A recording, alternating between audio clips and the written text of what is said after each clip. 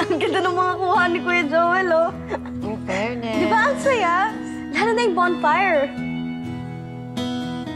Mas masaya sana kung nag-share ng mic si Ate Didang. Kaso nag-solo concert eh.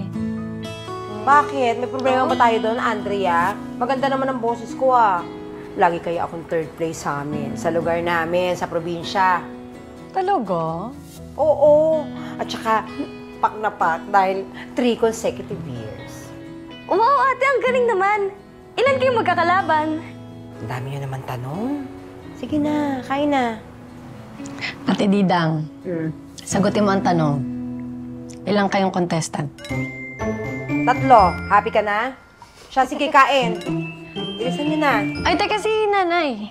Nasaan? Ba't di pa bumababa? Naku, tinawag ko na. Kaya lang, sabi, hindi daw siya jojoin. Masama ang pakiramdam. Ayun, nasusuka, tsaka nahihilo. Ha?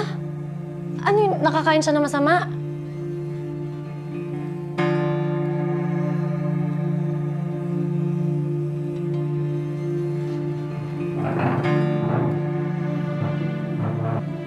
Kuya, may alak ka. Ano yun, nag-inuman kayo ni tatay kagabi? Kaya hindi rin siya nagigising pa. May hangover. Ate Didang, pakisuyo na nga, please. Ay, ate, ako na. Wala na si tatay. Ha? Umalis? Saan nagpunta? Mag-isa lang siya? Anda? Kuya, nasan si tatay? Ay, Hazel. Ano? Bakit? Binalikan niya na yung babaeng. Ano?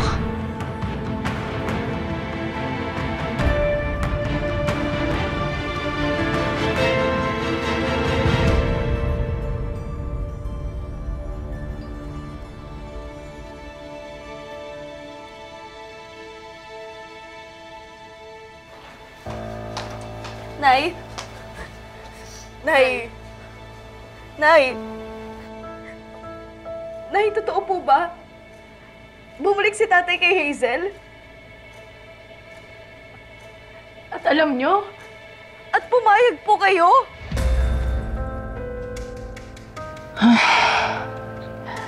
Masakit ang ulo ko. Huwag niyo muna akong kausapin. Hindi, Nay. Kailangan sabihin niyo sa amin, bakit nandun si tatay ngayon kay Hazel? Tsaka bakit niyo po siya hinayaan? Jeffrey, ilabas mo nga muna itong mga kapatid mo. Hindi, Nay. Hindi kami aalis dito hanggat hindi mo sinasabi sa amin. Jeffrey, ano ba? Ilabas mo yung mga kapatid mo! Sumasakit yung ulo ko! Andrea, ako. Hindi. Nay, hindi. Pakinggan niyo na si Nan. Hindi. Nay, sabihin mo sa amin. Anong dahilan?